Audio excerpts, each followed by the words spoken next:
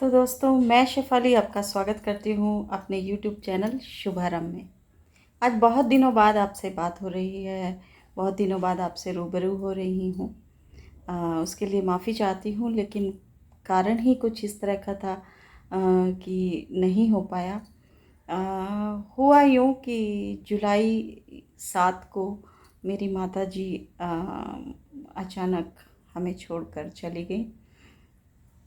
और 7 जुलाई को ही 3 साल पहले मेरे पिताजी ने भी हमारा साथ छोड़ दिया था। अ, बहुत भावुक समय था मेरे लिए, और ऐसे में मेरा वीडियो बनाना बहुत मुश्किल हो रहा था। मैं सहज नहीं हो पा रही थी और अपने आप को स्टेबल करने की कोशिश कर रही थी। सच मानिए तो मन अंदर से अभी भी अशांत है, और लगता है कि 3 साल के अंदर इतनी जल्दी जल्दी ये सब मेरे साथ ऐसे कैसे हो गया। बहुत मुश्किल हुई, बहुत तकलीफ़ भी हो रही है आप लोगों से बात करते वक्त।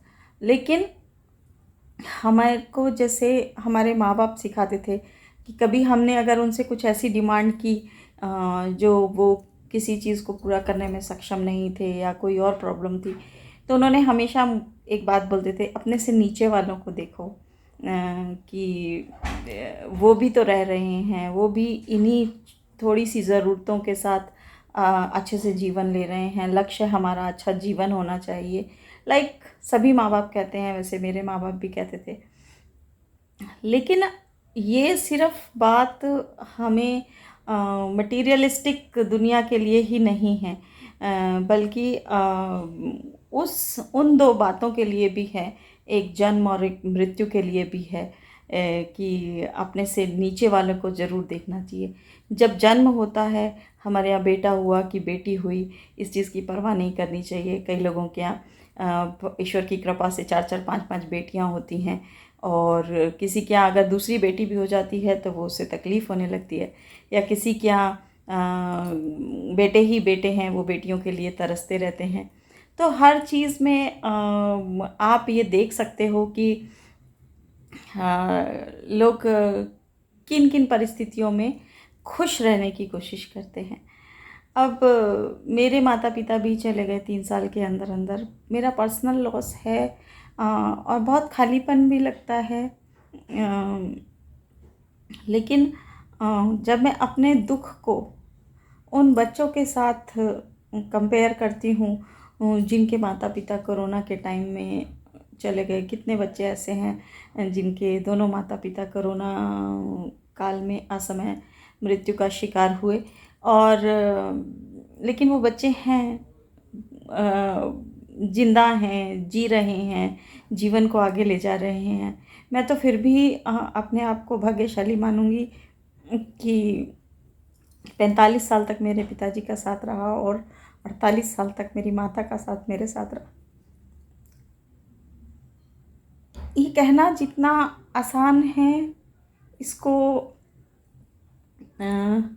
पचा पाना उतना ही मुश्किल है। तो मैं उन बच्चों के लिए सोच सकती हूँ कि उन्हें कितनी तकलीफ़ होती होगी, या उन महिलाओं के पति जो चले गए, या उन पतियों के बारे में जिनकी पत्नियां कोरोना टाइम में चली गई, या कोई भी परिवार का सदस्य जब चला जाता है तो उनको कैसा महसूस होता होगा। हाँ, पर खैर, माता पिता मेरे दोनों मतलब चलते हाथ पैरों के साथ, और बिना किसी से सेवा करवाए, बिना बिस्तर पे आए, अपने यात्रा को, जीवन की यात्रा को पूरा किया उन्होंने। तो ये एक तरह से अच्छा ही है, क्योंकि जब हम देखते हैं बुज़ुर्ग लोगों को या किसी भी ऐसे व्यक्ति को जो बीमार होकर बिस्तर पे पड़ा हुआ है, और सेवा करने वाला कोई नहीं है, लोग परेशान हो रहे हैं, उनकी मृत्यु की कामना करते हैं, ऐसा कुछ नहीं हुआ। तो मैं अपने माँ बाप को भाग्यशाली समझती हूँ इस मामले में। बस इतना ही।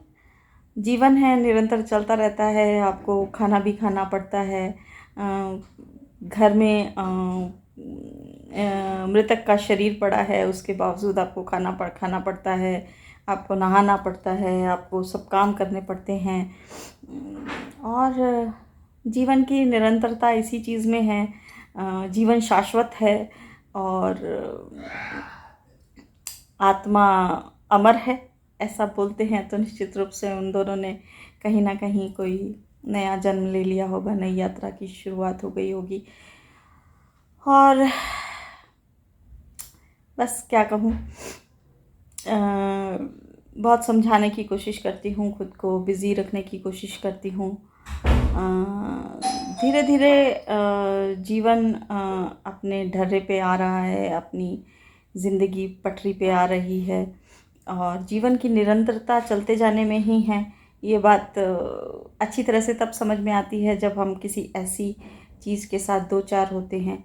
और हालांकि मुश्किल है भुलाना, क्योंकि दुनिया में आप कोई भी चीज़ दूसरी ले सकते हो। मतलब आपके पास भाई नहीं है तो आप मुंह भला भाई बना लीजिए, चचेरे भाई होते हैं, ममेरे भाई होते हैं, लेकिन माँ बाप एक ऐसी चीज़ है जो दुनिया में सिर्फ एक बार मिलती है आपको। और अगर वो छूट जाए, वो गुम हो जाए, फिर वो नहीं मिलते।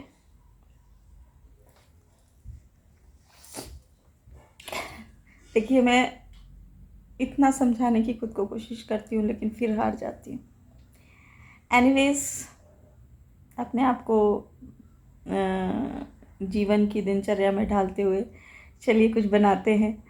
और आज मैं एक नई रेसिपी आपके साथ शेयर कर रही हूँ, और इसको कॉर्नफ्लेक्स का पोहा है ये। देखिए, शायद आपको अच्छा लगे तो बताइएगा ज़रूर। धन्यवाद, फिर मिलते हैं। तो दोस्तों, आज बनाते हैं हम कॉर्न पोहा। ये कॉर्न मिलता है मार्केट में, इसको थोड़ा भिगो दीजिए तकरीबन 1 घंटा। आपको चाहिए कड़ी पत्ता बारीक कटा हुआ, आयरन होता है इसके अंदर, खाना ज़रूर चाहिए अपने खाने में, मूंगफली और कटी हुई सब्जियां। मैंने कॉर्न पोहा में कॉर्न डाला है जो मुझे बहुत अच्छा लगता है, आपको भी अच्छा लगेगा, ज़रूर डालिएगा। कॉर्न पोहा में कॉर्न डालिए, स्वाद इन्हेंस हो जाएगा। मतलब उसी कॉर्न को आप रॉ फॉर्म में भी खा रहे हैं और फ्लेक्स के फॉर्म में, जो दो अलग अलग टेस्ट आपको एक ही चीज़ के महसूस होते हैं। यहाँ पे हम तेल गरम कर लेंगे। तेल बहुत ज़्यादा डालने की ज़रूरत नहीं है, मैंने 2 छोटे चम्मच, जो हमारा टीस्पून होता है उतना ही तेल डाला है। अच्छे से गरम कर लिया, भाप आने लगी है। अब मैंने नॉब बंद कर दिया है ताकि जो मैं राई डालूँगी वो जल ना जाए, क्योंकि जली हुई राई का टेस्ट जो होता है वो बहुत ख़राब लगता है। राई डाली, ये स्टार्टेड क्रैकिंग, और जब तक ये क्रैक होती है इसके अंदर फिर मैं डालूँगी कड़ी पत्ता। ये क्रैक हो गई है अच्छी तरह से। अब कड़ी पत्ता डाला। थोड़ा सा मैंने तेल ठंडा करने के पीछे कारण ये भी था कि हमें कड़ी पत्ता को जलाना नहीं है, उसके फ्लेवर को तेल में आने देना है और कड़ी पत्ते का अपना न्यूट्रिशन है वो भी ख़त्म ना हो। अब इसको हम थोड़ा सा सौटे कर लेते हैं। अभी तक मैंने गैस चालू नहीं की है। और अब ये मूंगफली डालने के बाद मैं गैस को शुरू कर दूँगी। ये हो गया। नाउ अब मैं डालती हूँ सब्जियाँ, कटी हुई सब्जियाँ। आपको जो इच्छा हो वो डाल सकते हैं। मैंने इसमें शिमला मिर्च, फूल गोभी और कॉर्न लिया है। आप इसमें बीन्स, लाल पीली शिमला मिर्च, या जो भी आपको पसंद हो, मटर, गाजर, कुछ भी आप डाल सकते हैं। मेरे पास अभी यही अवेलेबल था, मैंने ये डाला। हल्का नमक थोड़ा कम ही डालें तो अच्छा लगता है, ताकि हमें सब्जियों का टेस्ट आए। और लाल मिर्च, थोड़ी सी हल्दी, भारतीय मसाले जो कि स्वाद के साथ साथ आपको सेहत भी देते हैं। हल्दी एंटीऑक्सीडेंट है, जो मिर्च है उसको खाने से हमारा गला वगैरह साफ़ रहता है, विटामिन सी होता है इसके अंदर। सो भारतीय मसाले जिन्होंने अंग्रेज़ों को हमारे यहाँ तक आने पे मजबूर कर दिया था, तो उनकी बात ही कुछ और है। मसालों के बारे में भी कभी बात करेंगे। अब इसको ढक देते हैं बिल्कुल लो फ्लेम पर, just for 2 minutes, not more than 2 minutes, क्योंकि हमें सब्जियों को बहुत गलाना नहीं है। उनको थोड़ा सा खड़ा खड़ा रखना है। खड़ा खड़ा यानी कि जस्ट उनका कच्चापन निकल जाए, लेकिन वो जैसे उबला हुआ आलू हो जाती है वैसे ना हो जाए। एक एक पीस अलग अलग दिखाई देना चाहिए, तभी उसका जो स्वाद है उसको हम महसूस कर सकते हैं।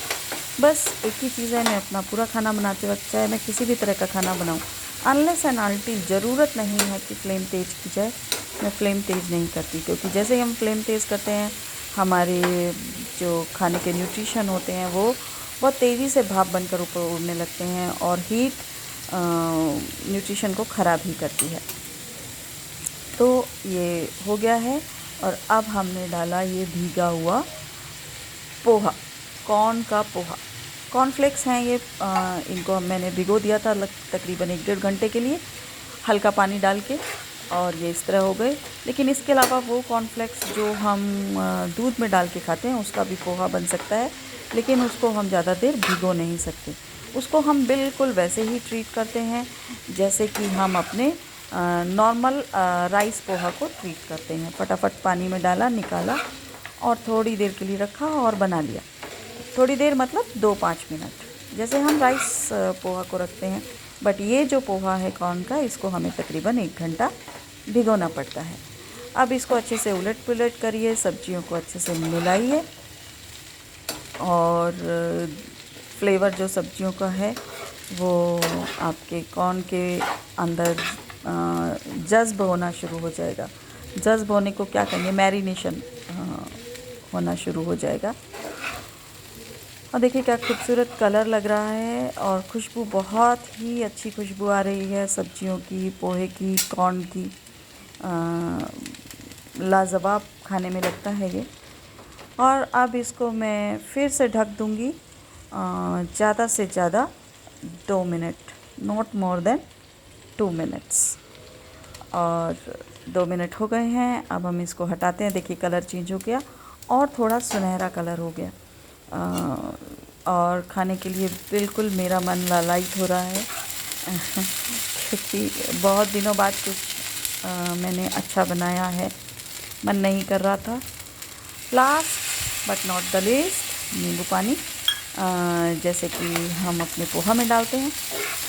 Recipe follows the same steps as we do in अपना जनरल पोहा, लेकिन बस एक ही चीज़ अलग है कि इसको हमें थोड़ा भिगो के रखना पड़ता है, क्योंकि ये पोहा मोटा होता है थोड़ा, इसलिए। गैस मैंने बंद कर दी है, क्योंकि नींबू डालने के बाद फ्लेम तेज़ नहीं रहनी चाहिए, ज़्यादा हीट नहीं होनी चाहिए, क्योंकि नींबू का फिर टेस्ट कड़वा हो जाता है। उसको बचाने के लिए मैंने गैस का फ्लेम बंद कर दिया है, और now it's ready to serve. और मैं एक बाउल ले आती हूँ और इसको सर्व करती हूँ। Yes, it's ready to serve. और मुझे पोहा खाने में तब मज़ा आता है जब इसमें गर्मा गर्म भाप निकल रही हो, और गरम गरम पोहा खाने में मज़ा आता है। और ये कॉर्न का पोहा है तो ये तो गरम ही ज़्यादा अच्छा लगेगा। और इसके अंदर जो कॉर्न डाले हैं हमने, वो उनका टेस्ट ही अलग आएगा। आप इसको ट्राई कीजिए, अप्रिशिएट कीजिए, जैसा लगे वैसा बताइए। और आप इसमें कुछ अलग करते हैं या किसी और तरीके से बनाते हैं तो मुझे भी बताइए, मैं भी कोशिश करूँगी कि, क्योंकि मुझे किचन में एक्सपेरिमेंट्स करना अच्छा लगता है। कभी वो पास होते हैं, कभी वो फेल, बट ठीक है, it's life. So ready to serve, बस चाहिए एक चम्मच और बैठ के खाने के लिए एक कुर्सी। So I am going to have my corn poha, और आप लोग बनाइए, खाइए, खिलाइए, इंजॉय कीजिए। फिर मिलते हैं किसी दूसरे एपिसोड में किसी दूसरी बात के साथ। तब तक जय हिंद।